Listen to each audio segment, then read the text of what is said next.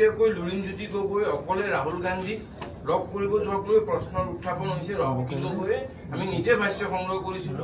অখিল গগৈ কৈছে যে আমি গম নাপাওঁ কোনো এটা দলে তেওঁ দুখো প্ৰকাশ কৰিছে আৰু লগতে কালিৰ নাগৰিক সমাজৰ যিখন কথা আপুনি উল্লেখ কৰিছে সেইখন মিটিঙত কিয় এনেকুৱা মানুহ মাতা হ'ল তাৰ স্পষ্টীকৰণো বিচাৰিছে আজিৰ দিন।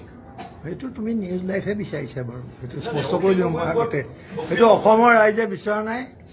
এছাম হিমন্ত বিশ্ব শৰ্মাৰ সমৰ্থক, এছাম ধুৰন্ধৰ মানুহ আছে আৰু তোমালোকৰ যিটো চেনেল একেবাৰে হিমন্ত বিশ্ব শৰ্মাৰ এজেণ্ডা মতে কাম কৰা। শুনা, মই এইটো কথা তুমিও শুনিব লাগিব, তোমাৰটোও শুনিছোঁ মই। গতিকে তেওঁলোকৰ এইটো এটা প্ৰচাৰ। কিন্তু তোমাক মই এটা প্ৰশ্ন কৰোঁ, এটা বিৰোধী ঐক্য হওঁতে প্ৰতিটো দলৰ নিজৰ নিজৰ কথা থাকে, নিজৰ নিজৰ মঞ্চ থাকে, তাত কিছুমান কথা কয়, সেইটো হ'ব পাৰে। কিন্তু তাত কোনেও সমূহীয়াভাৱে আজিলৈকে কোনো বিৰোধী ঐক্যৰ বিৰোধিতা কৰা নাই। অখিল গগৈ কৰা নাই, লুৰিণজ্যোতি গগৈটো কৰাই নাই। গতিকে কিছুমান কথা ক'লে কাৰণে বিৰোধী ঐক্যত ভাঙোন আহিবলৈ তোমালোকে যত্ন নকৰিবা। তোমাক মই চিনি পাওঁ কাৰণে কৈছোঁ। এইটো তুমি প্ৰশ্ন কৰাৰ লগতে যে বিজেপি, হিমন্ত বিশ্ব শৰ্মাৰ বিজেপি মিত্ৰজোঁটৰ চৰকাৰত সংঘাত আছেনে নাই? UPPL লগত তেওঁলোকৰ বুজাবুজি আছেনে নাই? আজি তাত প্ৰাৰ্থী দিম বুলি কৈছেনে নাই? ৰবা, UPPL লগত সংঘাতটো তুমিতো কোৱা নাই। AGPৰ লগত তেওঁলোকৰ সংঘাত মুকলি হৈছে, তেওঁলোকেতো কোৱা নাই। গতিকে এনেকুৱা ধৰণৰ নিজৰ নিজৰ ক্ষেত্ৰত কিছু সংঘাত থাকিব। কিন্তু আমি চেষ্টা কৰিছোঁ বিৰোধী ঐক্যৰ কাৰণে, আৰু তোমালোকে চেষ্টা কৰিছা বিৰোধী ঐক্য ভাঙিবৰ কাৰণে। এইটোৱে আজিৰ তাৰিখৰ সংঘাত। মই বাকীসকলক প্ৰশ্ন কৰোঁ, যেতিয়ালৈকে নাগৰিক মঞ্চই এনেকুৱা মানুহ নিমন্ত্ৰণ কৰি থাকিব, আমি তোমাক মই বাৰে বাৰে কৈছোঁ, সোমাই ৰবা, তুমি আকৌ কৈছোঁ এইটো তোমাৰ হিমন্ত ৰবা, মই কৈছোঁ, মই যিহেতু সভাত আছিলোঁ। তুমি শুনা, অসম নাগৰিক সন্মিলনক ইমান উপলুঙা নকৰিবা।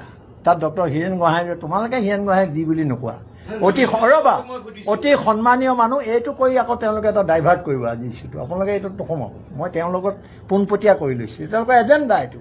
সেইকাৰণে মই কৈছোঁ যে কোনো সন্মিলনে, নাগৰিক সন্মিলনে 4জন ব্যক্তিক নিমন্ত্ৰণ জনোৱা নাই। তুমি যদি প্ৰমাণ কৰি দিব পাৰা মই তোমাক মানি ল'ম। তেওঁলোক আহিছে নিজাববীয়াকৈ অসম চাবৰ কাৰণে। আৰু তোমাৰ মুখ্যমন্ত্ৰীয়ে গোৱালপাৰাত 144 ধৰা ৰাইছে এভিকশ্যন চাবলৈ যাওঁতে।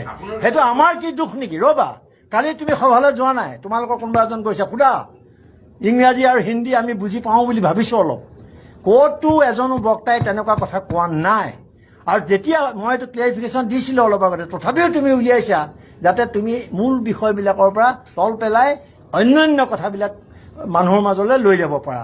আৰু ছৈয়দা হামিদা সন্মানীয় মহিলা, তেওঁ প্লেনিং কমিশ্যনত মেম্বাৰ আছিলে, তেওঁ আন্তৰ্জাতিকভাৱে অতি খ্যাতনামা। কিন্তু তেওঁ সভাকক্ষত তেতিয়াও এনেকুৱা কথা কোনোবাই যদি প্ৰমাণ কৰি দিব পাৰে, তেতিয়াহ'লে মই সেইটো মানি ল'ম।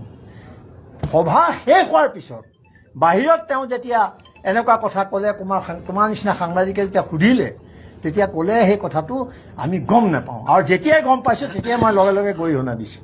আৰু কাইলৈ এখন সংবাদমেল পাইছোঁ, তুমিতো আহিবাই, কাৰণ তোমালোকৰ এজেণ্ডা আছে বেলেগ। গতিকে তালৈ আহিবা প্ৰেছ ক্লাবত, তাত তোমাৰ প্ৰশ্নৰ উত্তৰ দিম। এতিয়া মই এই মূল বিষয়টোৰ পৰা কিন্তু আঁতৰি যাব খোজা নাই। আজি মূল বিষয়টো বিৰোধী ঐক্য। আৰু বিৰোধী দলৰ দলপতি কোন জানা? তোমালোকৰ ৰ'বা, বিৰোধী দলৰ leader of the opposition Rahul গান্ধীৰ পদমৰ্যাদা জানা? গতিকে তেওঁক লগ ধৰিবলৈ গৈছে অসমৰ সমস্যা লৈ।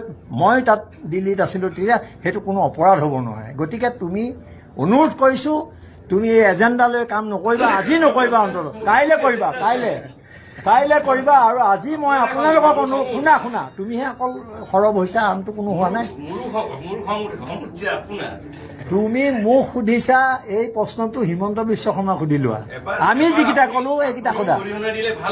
আৰে গৰিহণা দি আহিছোঁ তোমাক, তুমি নাছিলা নেকি? চলো গৰিহণা মই দিছোঁ নাই? কোৱা, তোমালোকে কোৱা।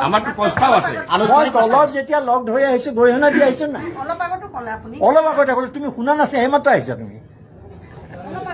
তুমি একো নাজানা। ইয়াত প্ৰস্তাৱ লোৱা হৈছে, আজি সন্মিলিত মৰ্চাই প্ৰস্তাৱ লৈছে। আৰু ব্যক্তিগতভাৱে মই নাগৰিক সম্বন্ধৰ হৈ গৰিহণা জনাইছোঁ। তেনেকুৱা কথা তেওঁ বাহিৰত কৈছে, যিটো আমাৰ দায়িত্ব নহয়। বাহিৰত যিকোনো কথা ক'ব পাৰে। তোমালোকৰ দল